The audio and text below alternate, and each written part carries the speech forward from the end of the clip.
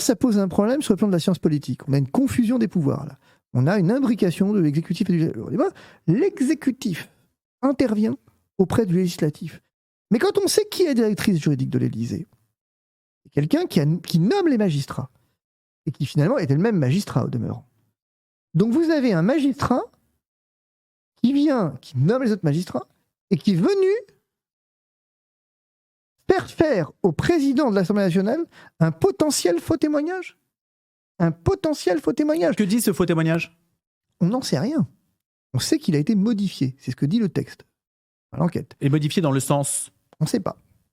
On ne sait pas. Et ça veut dire qu'on sait qu'il y a eu un témoignage de départ dans ce cas. On sait qu'il y a un témoignage de départ qui a été une trame qui a été proposée à l'exécutif. D'abord, est-ce que vous imaginez le truc ? Donc, on est en train d'enquêter sur l'exécutif, sur les rapports entre Emmanuel Macron et Agnès Buzyn, entre autres, sur ces fameux SMS dont je vous parlais, cette implication des uns et des autres. Et qu'est-ce qu'on fait ? On est appelé à témoigner, on rédige notre témoignage, c'est un peu inédit au demeurant, et on va aller transmettre notre témoignage, à l'Élysée, qui est par ailleurs visé indirectement dans l'enquête. Et ce témoignage, qu'est-il censé servir ? Qu'est-il censé... À quoi il est censé servir la thèse que veut bien lui faire servir l'Élysée, c'est-à-dire circuler, pas de vague, rien à voir, on a fait ce qu'on pouvait, et puis même on est les meilleurs du monde.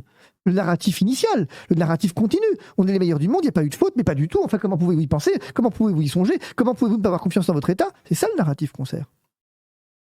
C'est ça le narratif qu'on sert. C'est bien ça qu'il faut comprendre, en fait. C'est ça, l'idée. Et donc, on a quand même, là, un potentiel, je ne dis pas que c'est le cas, attention, hein, mais un potentiel faux témoignage. On a un élément quand même dans le livre qui devrait nous permettre de dire attendez, tout le monde doit respirer, pousse, on met arrêt sur image, et on va aller voir un petit peu quel est le témoignage. Vous le dites, donnez-moi votre témoignage, venez voir M. Ferrand, là. Dites-moi ce que l'Élysée vous a dit de dire. Donnez-moi votre témoignage initial. On va demander de le changer où, quand, comment, qui. Madame la directrice générale de l'Élysée, venez me voir un petit peu, directrice juridique, venez me voir un petit peu, vous. Sinon, je peux pas, mais les autres, je peux. Venez me voir, les fonctionnaires, venez me voir un petit peu, expliquez-moi ça. Quelqu'un l'a demandé ? Personne. Richard Ferrand est pressenti au remplacement de Laurent Fabius au Conseil constitutionnel. Est-ce que vous vous rendez compte de ce que ça veut dire ? Que vous avez quelqu'un qui a fait, en tant que pouvoir législatif, valider, corriger son témoignage par le pouvoir exécutif, et qui est nommé par ce même pouvoir à la tête de l'organe suprême de contrôle de la constitutionnalité des lois. Est-ce qu'on se rend bien compte de ce que ça veut dire, ou est-ce que je suis le seul dans ce pays ?